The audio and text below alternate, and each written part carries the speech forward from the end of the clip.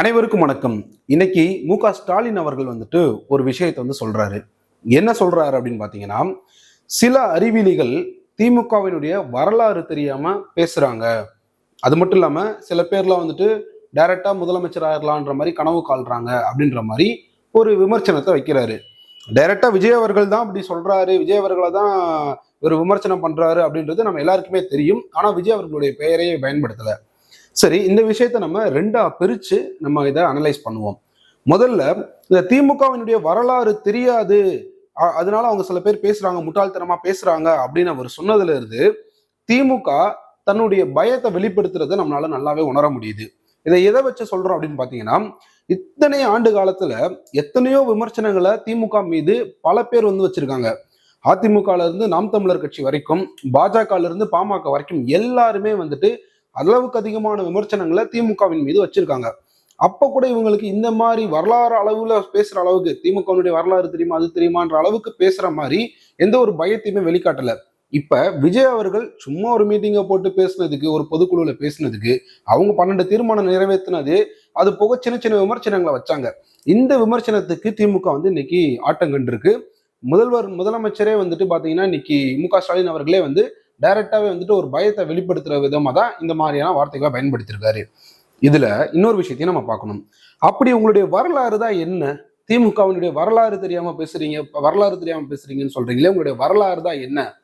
நல்லா புரிஞ்சுக்கங்க மக்களே. காணொலியை பார்த்ததுக்கு அப்புறம் உங்களுக்கு நேரம் கிடைச்சிச்சுன்னா ஒரு அரை மணி நேரம் அல்லது ஒரு மணி நேரம் உட்காந்து இந்த திமுகவினுடைய வரலாறு தான் என்ன அப்படின்றத எடுத்து பாருங்க. ஒரு புறம் நல்ல விஷயங்கள் இருக்கும்.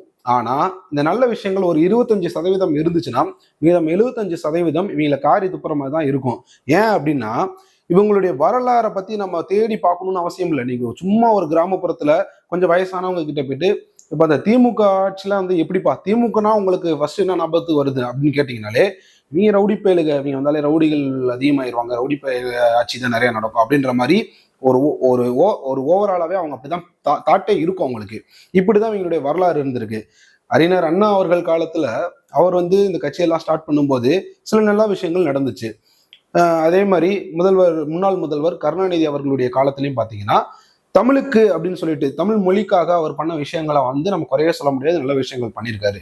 ஆனா பேலன்ஸ் இருக்கக்கூடிய எல்லா விஷயங்களும் எடுத்து பாத்தீங்கன்னா ரொம்பவுமே ஒஸ்டா தான் இருக்கும். எம்ஜிஆர் அவர்கள் ஏன் திமுகல இருந்து வெளியே வந்தாரு அப்படின்றதையும் நம்ம பேசலாம்.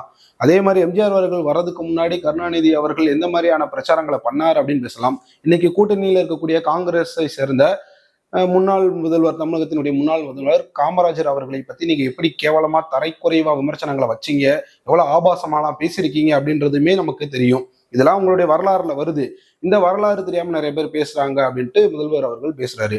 இந்த விஷயத்த ரெண்டா பிரிக்கணும்னு சொன்னீங்களா. ரெண்டாவது விஷயம் என்னன்னு பாத்தீங்கன்னா, ஒரு மேடையில எங்களுடைய வரலாறு தெரியாம நிறைய பேர் பேசுறீங்க அப்படின்னு சொன்னா, சேவன் உட்காந்து வரலாறுலாம் தேடி எடுத்து படிக்க போறான் அப்படின்ற ஒரு எண்ணம் அவருக்கு, முதல்வர் அவர்களுக்கு எண்ணம்.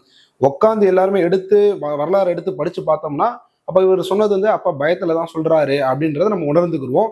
ஸோ மக்களே, எல்லாருமே தெளிவா இருங்க.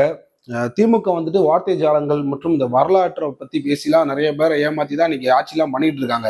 இதுல நம்ம உஷாரா இருந்துக்கணும். 2026 கண்டிப்பான முறையில தமிழகத்தினுடைய முதலமைச்சரா நம்மளுடைய தலைவர் விஜய் அவர்கள் தான் வருவார் அப்படின்றது என்னுடைய நம்பிக்கை.